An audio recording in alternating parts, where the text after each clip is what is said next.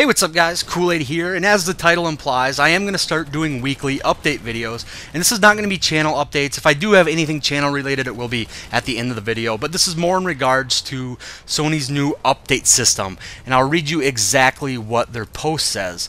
Basically, over the last few weeks, we have been reorganizing our internal build and development processes in order to allow us to expedite builds to live, with the goal of updating the live game more often and more regularly. I'm really excited to announce that starting next Wednesday we will begin doing weekly game updates. What does this mean for you? Well, for starters, it means we'll be more rapidly responding to bugs and balance issues in the game without having to rely on hotfixes as much. We'll also be able to release new content more frequently and consistently. So instead of how they were currently doing it, where you get these massive updates followed by multiple days of bugs, just major issues, server downtime, they're just going to do them more frequently in smaller doses. I think this will be a really good thing, and that's going to be the whole point of these videos.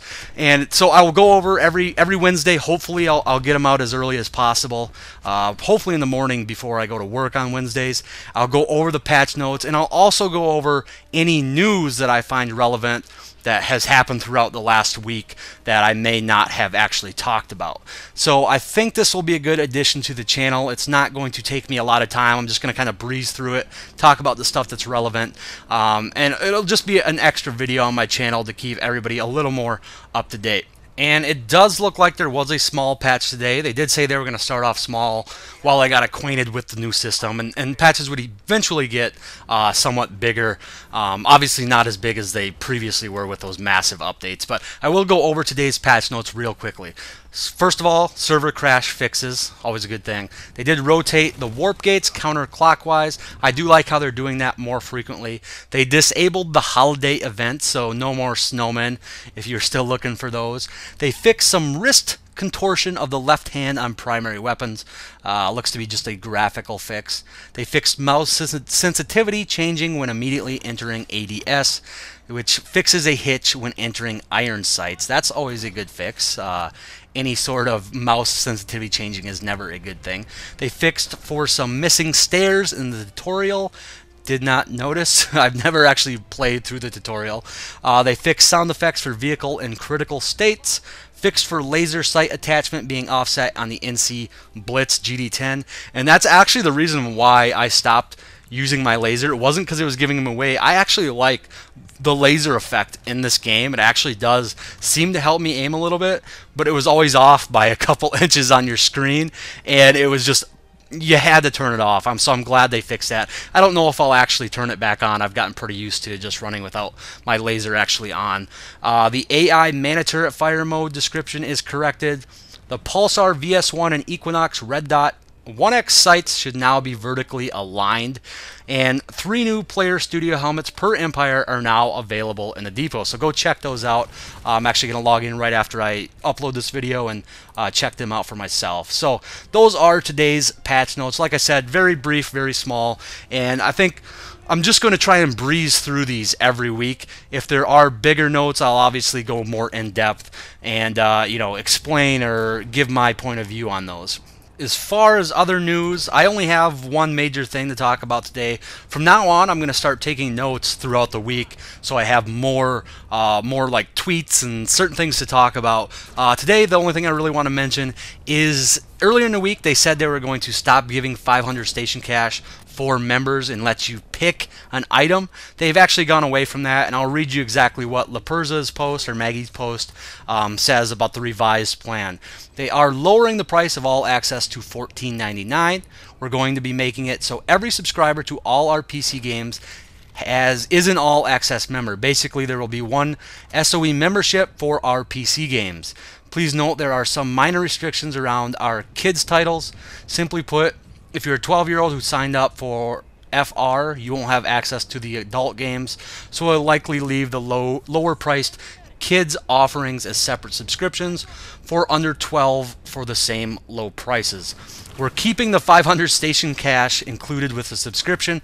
Instead of going to the pick an item system, we heard you didn't like the change. The only change we are making is that we're now going to make you claim it monthly. You can still hoard it though. I realize this is a bit of a pain, but honestly it's the best compromise we could come up with that solves the problems I mentioned in the other thread. So you actually have to go in and claim your 500 station cash every month. To be honest, I am not exactly sure how you do that.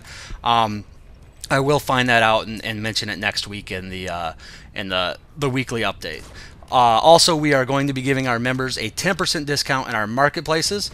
European players, we have an idea on how to include you in this, but we need to discuss it with our partners. We have a pretty good idea on this, though. Give us a bit of time to suss this out. So, European players, it's going to be a little bit different for you guys. Nothing is changing with Player Studio items. You'll still be able to buy them with your 500 station cash. And console titles, you'll notice this is only for PC titles. Their goal is to include the PS3 and PS4 games, but they want to make sure that that is not a done deal and that is not included in this currently. So I know a lot of people were upset with the whole going away from the 500 station cash, going to pick an item. They listen to you, which is awesome. I mean, it really is. They do really listen to us as a community, which is part of the reason I still play this game so much. But anyways, that's pretty much all the news I'm gonna put up tonight. There was some other PTS changes that I'm not gonna go over. There was a command center tonight. I believe they said they were gonna release some new ESF weapons, which I probably won't cover too much because you guys know how little I actually fly.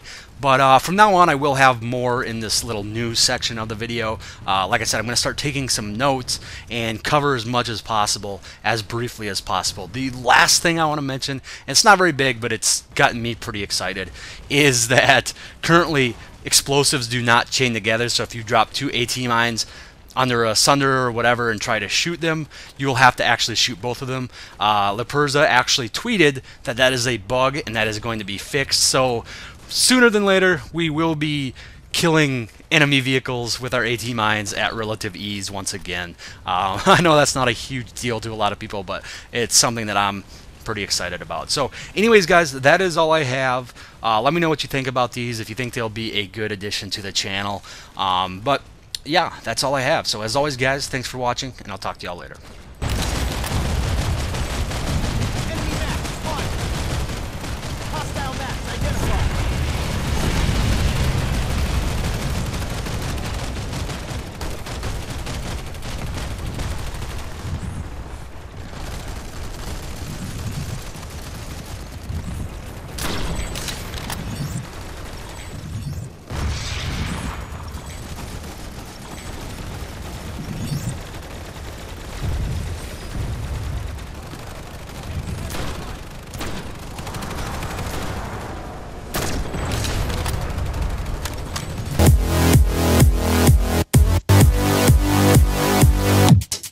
One.